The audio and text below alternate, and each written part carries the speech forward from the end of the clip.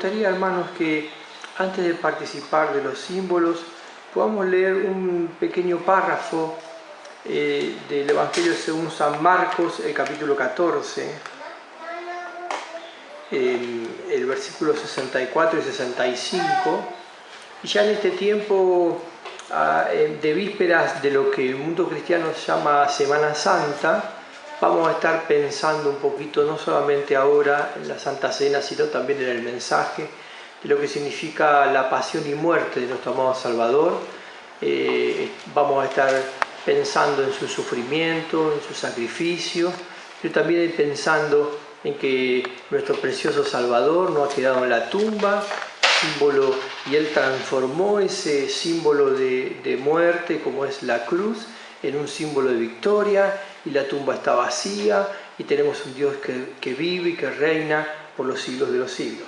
Pero pensando en lo que es la pasión del Señor Jesucristo, de lo que es el Señor Jesucristo tuvo que padecer, me gustaría que podamos leer dos versículos allí en Marcos, el capítulo 14, el versículo 64 y 65 dice: «Habéis oído la blasfemia, ¿qué os parece?». Y todos ellos le condenaron declarándole ser digno de muerte.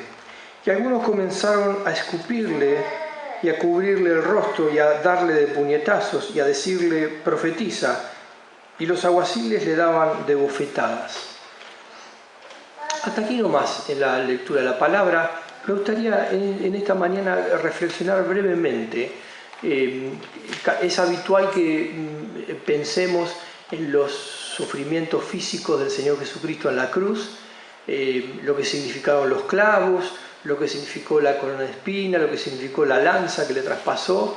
También hemos escuchado o reflexionado respecto a los sufrimientos espirituales que el Señor tuvo que padecer cuando allí cargara con todos los pecados de toda la humanidad, con el tuyo y el mío, cuando Él exclamara y se viera rota esa comunión perfecta que tenía con el Padre, y le exclamara: Dios mío, ¿por qué me has desamparado?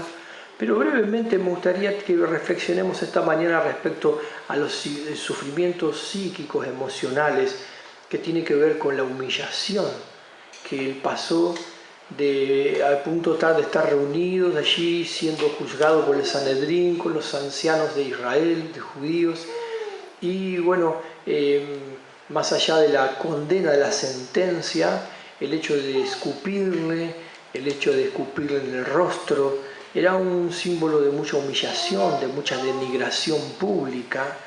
El hecho de golpearle, ponerle una capucha y darle de puñetes y desafiarlo que él profetice quién le había pegado, son actos que, más allá del dolor físico, tienen que ver con daños emocionales que hieren el orgullo y la dignidad de la persona. Muchas veces he pensado, ¿por qué el Señor Jesucristo no le tocó morir en tiempos que aplicaba la sentencia de muerte de los judíos, que morían apedreados, donde la muerte era, por decirlo de una manera, más digna? Moría en pocos minutos la persona y no era expuesto a la barbarie y a la humillación de lo que significaba la muerte impuesta por el Imperio Romano. Recuerden que en este tiempo los judíos podían declararlo de muerte, pero no podían aplicarlo. La pena de muerte la aplicaba solo Roma, y el romano aplicaba a quien no era su ciudadano romano la crucifixión como la peor forma de muerte, pero no solamente de muerte, sino de tortura previa y de vejaciones y de humillaciones, en el cual la persona podía estar horas y días colgando del madero, desangrándose, y la muerte habitualmente no se producía por la pérdida de sangre, sino que se producía por asfixia, porque la persona tenía que, colgando allí con las carnes desgarradas por los cables, cada vez que quería respirar tenía que flexionar para poder tomar aire, flexionar las piernas y cargar los pulmones. Y bueno, llegaba a un punto que los calambres, la exposición al sol, la fiebre del cuerpo hacía que la persona ya no tuviese más fuerza para flexionar y moría asfixiada. El Señor le tocó esta muerte que probablemente a un tiempo del fallecimiento del Señor Jesucristo, el Imperio Romano dejó de aplicar la crucifixión por considerarla inhumana. Pero lamentablemente el Señor le tocó esto, que es probablemente la peor de la muerte que registra la historia de la humanidad. Y pensaba en el sufrimiento emocional, pero como el Señor, aun cuando es levantado, Él perdona a todos. Padre, perdónales porque no saben lo que hacen. Y Él perdonó no solamente a aquel que le clavó, al centurión romano que le clavó con clavos. Él no solamente perdonó a aquel que le traicionó, a Judas, sino que también perdonó a aquel que, porque más allá de que le tapaba la cabeza, el Señor en su omnisciencia sabía perfectamente quién le había golpeado. Y Él podría verlo directamente con una mirada, haberlo mandado al infierno directamente.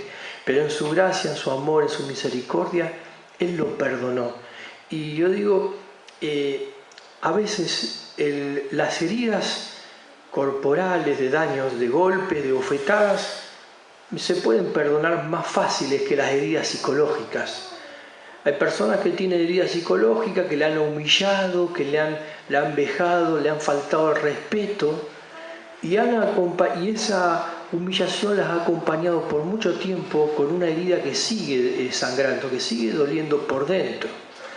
Y aquí en la persona de Cristo aprendemos cómo Él pudo perdonar todas las lesiones físicas y las lesiones emocionales, y cómo Él pudo perdonar y pudo reponerse, y lo que sufrió por amor a cada uno de nosotros.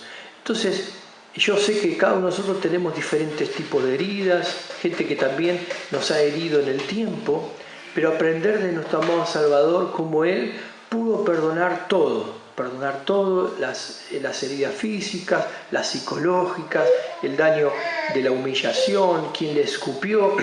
Hay veces que una persona puede perdonar más fácil una bofetada que un escupitajo. Un escupitajo es algo muy humillante, muy denigrante, que manifiesta mucho menosprecio. Y hay personas que necesitan muchos años para perdonar esas cosas. Qué precioso nuestro amado Salvador, que en breves minutos Él perdonó, y gracias a que perdonó, Él pudo resucitar y morir sin pecado, porque la Biblia dice que fue tentado en todo como nosotros, pero sin pecado. Si Él no hubiese podido perdonar a alguno de los que lo injurió, lo blasfemó o lo escupió, no hubiese podido resucitar, porque no habría muerto sin pecado. Pero nuestro amado Salvador murió sin pecado, perdonó, y gracias a eso Él resucitó, y tenemos un precioso Salvador que con su salvación completa nuestra salvación eterna. Que aprendamos de Él, y que yo sé que nosotros tenemos diferentes tipos de golpes en la vida, lesiones, pero como Él perdonó, podamos perdonar y encontrar la gracia, y de gracia recibiste, dan de gracia, dice la palabra del Señor, y en eso somos bendecidos, y que en esta mañana podamos glorificar su santo y precioso nombre, porque Él ha elegido las peores de la muerte para salvarnos, para morir por nosotros, la muerte más horrible, más humillante, más vejatoria, y Él la pasó con una dignidad extraordinaria, con un amor, con una entrega, pero con la frente alta, y eso es precioso. La verdad que la persona de Cristo me cautiva en toda circunstancia.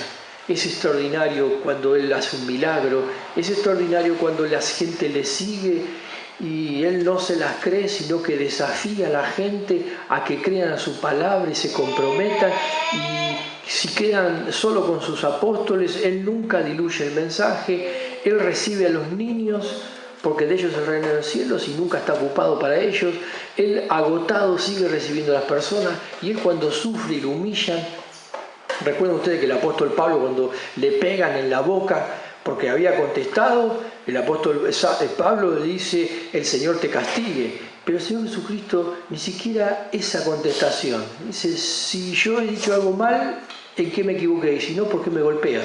Es una mansedumbre, es un perdón, es un amor extraordinario que transmite su persona. Y ojalá esa persona pueda vivir en nosotros, hermanos. Porque está el hermano que ha creído en Cristo, pero está el hermano que puede testificar ya no vivo yo, mas ahora Cristo vive en mí, y lo que ahora vivo en la carne lo vivo en la fe del Hijo de Dios. Que ese espíritu, ese carácter tan precioso, tan cautivante del Señor Jesucristo, que perdonó, que soportó humillaciones, pueda vivir en nosotros y podamos mostrar esa ternura de nuestro amado Salvador.